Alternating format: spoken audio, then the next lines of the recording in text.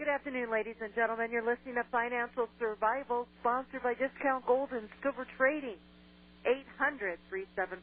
800-375-4188. Give us a call today on this Wednesday of April 8th, 2009. And again, thank you for joining us this afternoon. And I am Melody Cedarstrom.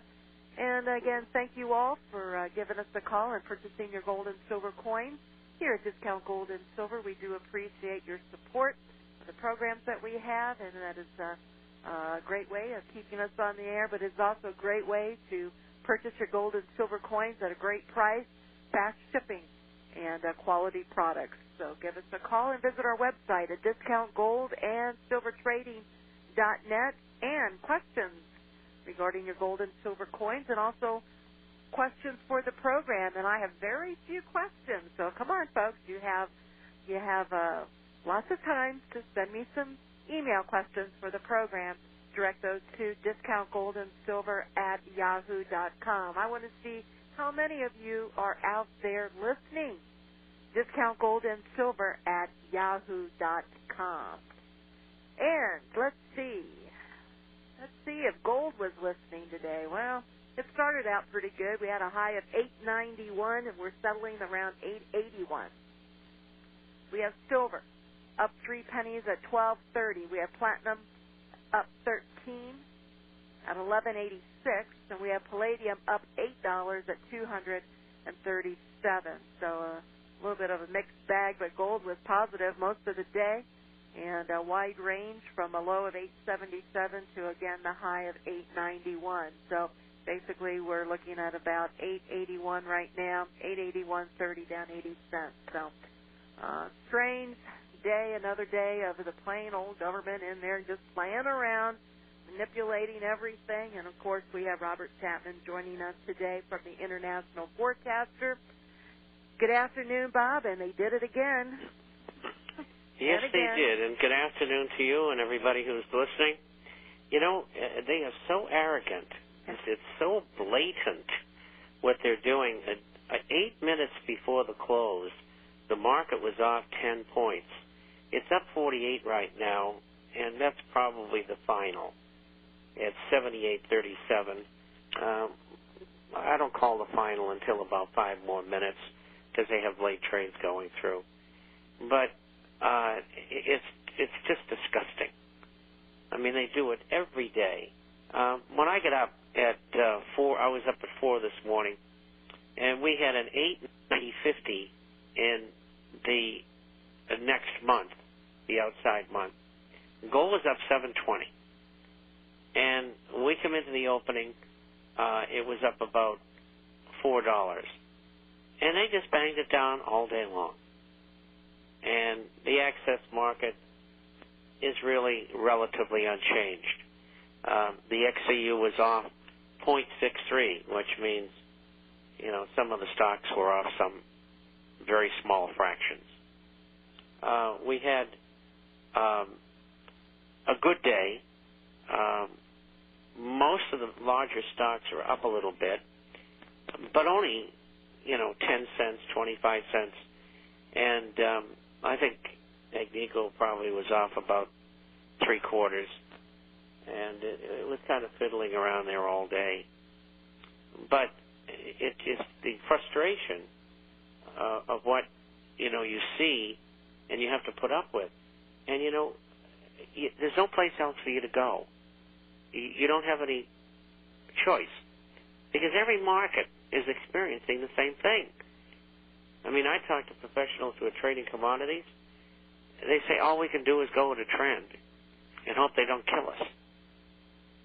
Many of the professionals have stopped trading gold and silver on COMEX because they call it CRIMEX now because of the government. And they've switched over to day trading, and they make 20, 30 trades a day, and the 2 ETFs in gold and silver. And so a lot of the business has gone over there. And if you read today's issue of the Forecaster, the offtake in the eligible category for gold at COMEX for April delivery is 40% of all the gold that they have eligible. Now, I would think that figure may grow. I get an email this morning, incidentally, from one of our subscribers in New York who said, I took delivery of 2 contracts, and one of them, I think he said one of them was over by, this is silver, one of the bars was over by an ounce and the other was under by a half an ounce. He says, what should I do? I said, there's no biggie, don't worry about it. But it just shows you how sloppy the whole thing is. I mean, they don't even have any precision in making the bars.